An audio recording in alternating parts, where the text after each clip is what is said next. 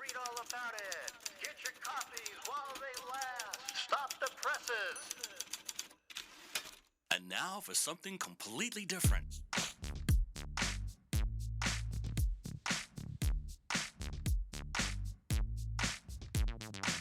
Are you ready for a little truth? Are we not entertained? Wisdom is the proper use of knowledge and experience.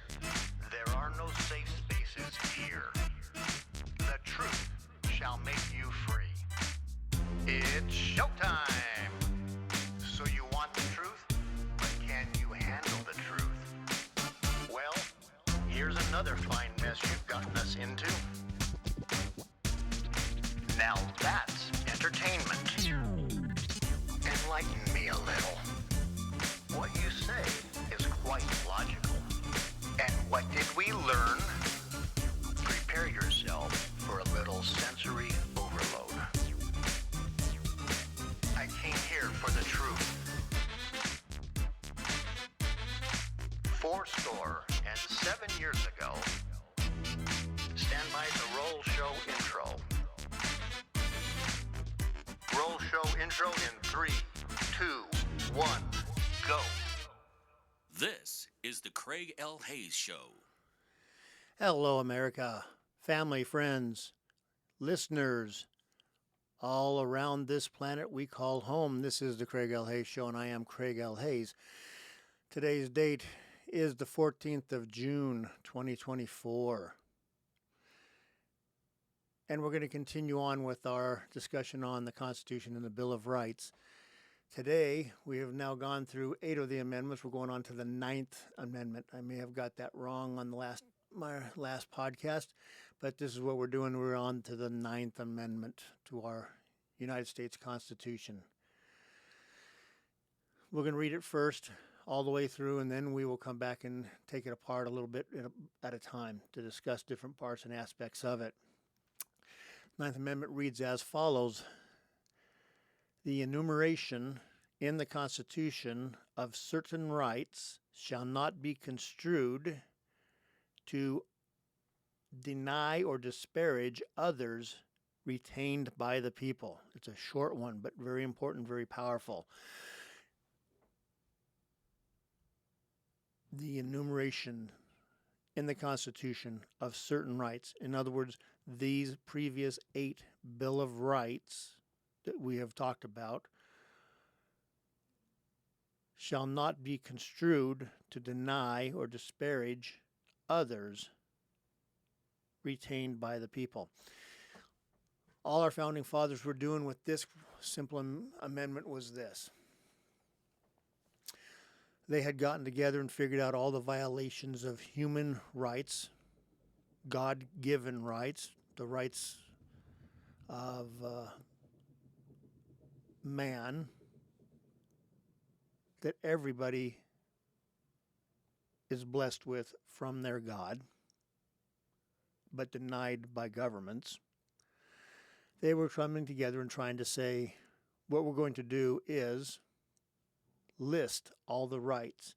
Now, you can go on listing rights forever and ever and ever, but they understood the importance of the ones they did because those are the ones that were continuously violated by governments for the thousands of years of history of man, and especially by the royal family of England against people, especially here in the United States. All they were saying here was there might be more rights that we have in the future that aren't listed in these previous 8, but they're still your rights, and government cannot interfere with those rights. That's what this constitutional amendment, the 9th Amendment, says. They are not to be disparaged or denied just because they're not listed. What those rights are, time will tell. Some people would say, well, see, it just says right there that you have the right to, an abortion. Does it really? Does it really? Using the 9th Amendment, guarantee you the right to have an abortion.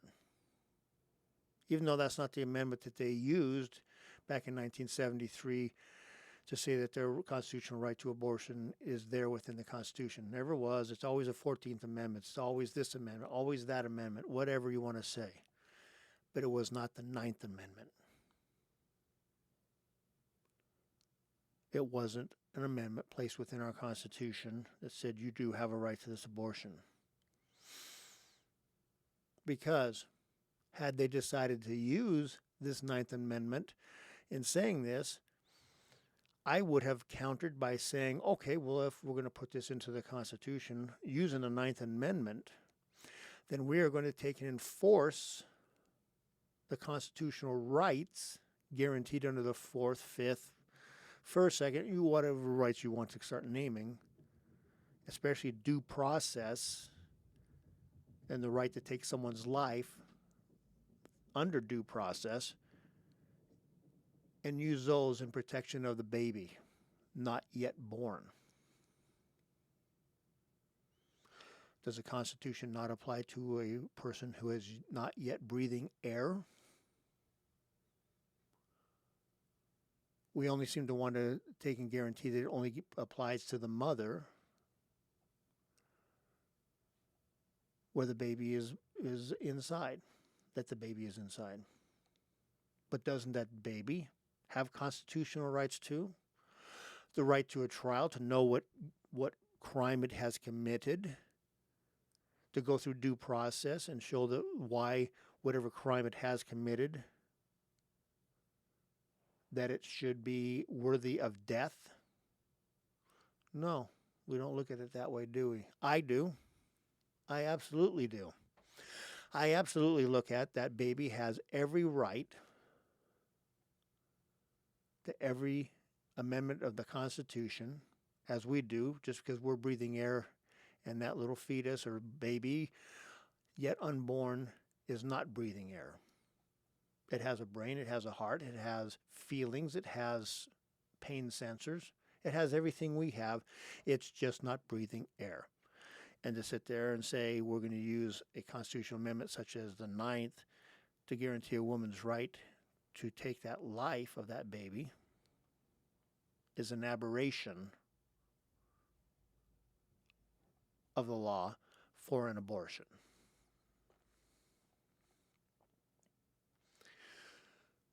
I always want to come down on the side of following the Constitution, following the Constitution in its original form and using the Federalist Papers for an understanding why these amendments were put together the way they were.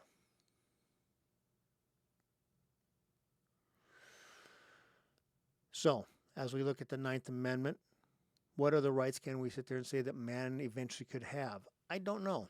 I've thought about this over the years, going, what other rights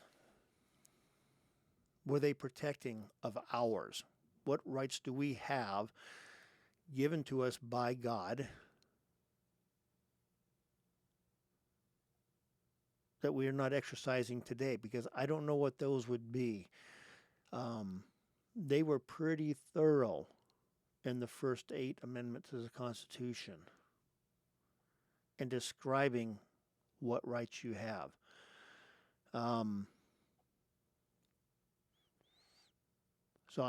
It's hard for me. I mean, you can use all kinds of things if you want. If you want to say, well, we need protect your rights to be a pedophile, to be, those aren't going to go in there. And in the day that they do, this nation is ripe with iniquity and ripe for destruction. We're already seeing that today by destroying the rights and liberties of the individual. So, 9th Amendment just says the rights that we don't understand today, maybe in 500 years there'll be new rights. Maybe in 100 years or 200 years or whatever it may be, there may be more rights that we can't think of today in 1789